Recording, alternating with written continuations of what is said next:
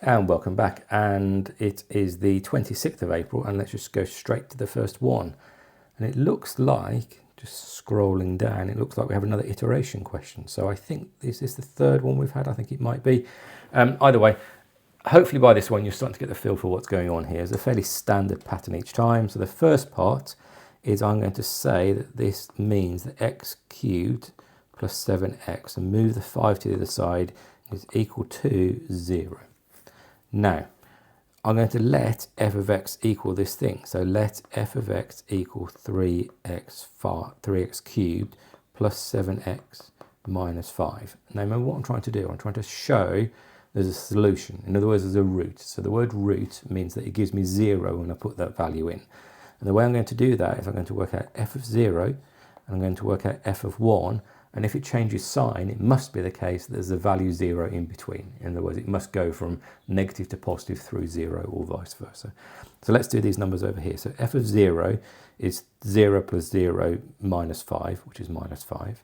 F of 1 is 3 plus 7 minus 5, which is going to be 10 minus 5, which is 5. And then you need to make a statement. Now, actually, I think you'd probably get away with just writing these things, but better to make an English statement if you're doing the exam. So as there is a change of sign, and importantly, f of x is continuous, i.e. there's no breaks in the function, therefore, and what does it say? Has a solution. So therefore, solution between 0 and 1. Now, for A-level, the language here is tightened up slightly. For GCSE, a little bit looser. Just want you to understand the changing sign is what matters. Next question. Show that 3x cubed plus 7x equals 5 can be rearranged like this. So what I'm going to notice is the 3x cubed still exists. So it must be this x here that I'm rearranging for. So I'm going to take this, I'm going to take away 3x cubed from both sides. So that's going to give me 7x equals 5 minus 3x cubed. At least one step in between, because it's not the hardest thing to rearrange, is it? Which means that x equals 5 over 7 minus 3x cubed over 7. That is shown to be true. Final question, the iteration bit. Starting with x0. So x0 is going to be my starting point. I'm going to get my calculator, I'm going to type the number 0, press equals, and it kind of puts it in the answer memory. And then I'm going to type in 5, the fraction button 7, so I've got 5 over 7 in my calculator, minus 3, fraction button, and then I'm going to put answer cubed on the top line, in other words, the numerator, divided by 7. And if I press equals, that gives me, well, perhaps unsurprisingly, that gives me 5 over 7. Now I want x3, so x2 and x3. If I press it again, it's going to use that answer in the same calculation again. And that gives me 1340 over 2401, which is approximately 0.558. Now, if I press answer again, it's going to take that answer and do the same thing to it again. This is the number I want, so I'm going to write lots of decimal places. So 0.639784881. Now, in an exam, it may well say to 2 decimal places or 3 decimal places or whatever it might say. So to obviously do that. If it doesn't say anything, just write down lots of decimal places. Either way, question done.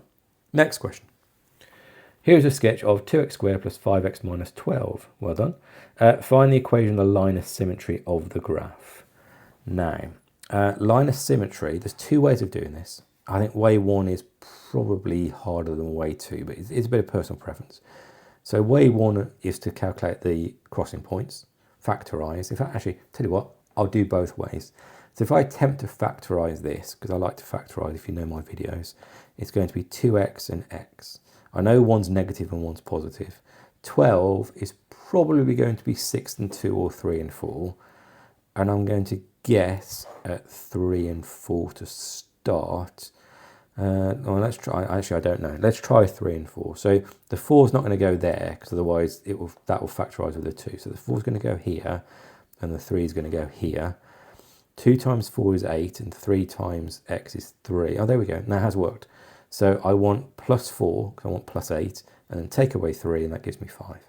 So bit of luck there, frankly. So x equals 3 over 2, or x equals minus 4. So that's minus 4, and that's 3 over 2. Now, if I add these things up, so minus 4 plus 3 over 2, and take the average, well, that's going to be, well, minus 4 plus 1.5 is 2.5, is minus 2.5, Divide by 2 is minus 1 1/4. So that's going to tell me minus 1 1/4, that my line of symmetry is going to be x equals minus 5/4. That's method 1. Method 2 that I prefer, because I just think it's a bit neater, complete the square. I know people don't like this complete the square when there's a 2, so let's do this one properly. I'm going to take the 2 to the outside, which is going to be 2x squared plus 5/2x minus 12. Then I'm going to divide the x by 2, so that's going to give me 2x plus 5/4 squared minus 5/4 squared minus 12. Now, the reason I think this is easier is because I don't care about any of this bit here. All I care about is this bracket here. And what makes this value equal to 0? Well, that's going to be the value x equals minus 5/4. And that's going to be my line of symmetry. Nice question. Again, 2 different ways of doing it. You choose whichever way suits you best. Take the average of the x roots, or just do the completing the square. I would say learning completing the square is probably quite helpful. Either way, question done. Final question of today. And this, without reading any further, looks quite difficult. The ratio of a to b is 1 to 400, where 400 is given to the nearest 100. Oh no, it's a bounds question, isn't it? The ratio of a to b is 1 to 400, where 400 is given to the nearest 100. So in other words, I don't like this question at all, which means it's a good question. The nearest 100 means my range is 350 to 450. B is 5 times 10 to the 15, correct to 1 sig fig. Oh God, okay, so B is also changing. So B, the smallest value B can be is 4.5 times 10 to the 15. And the biggest B can be is 5.5 times 10 to the 15. Otherwise the sig fig changes. I'm just going to write that 5 a bit more clearly, times 10 to the 15. And then what does he want me to do? Calculate the minimum value of A, give your answer in standard form. Well, what's the minimum value of A going to be? Well, first of all, let's think about how to get from B to A. To get from B to A, I'm going to take B and divide by 400, because it's 400 times bigger. So what I'm basically doing is taking a value and dividing by a number.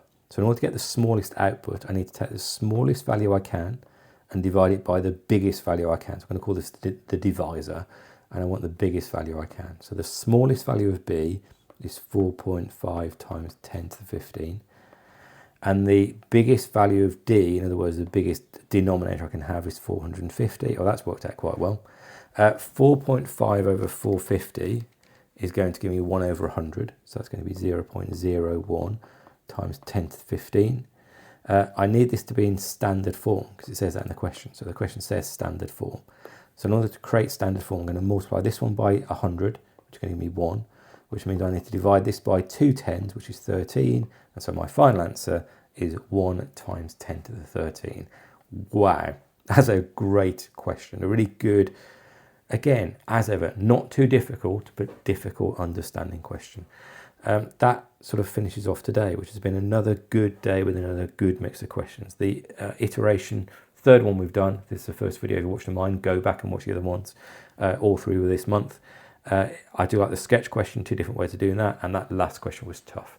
Let me know how it went for you. Do like, subscribe,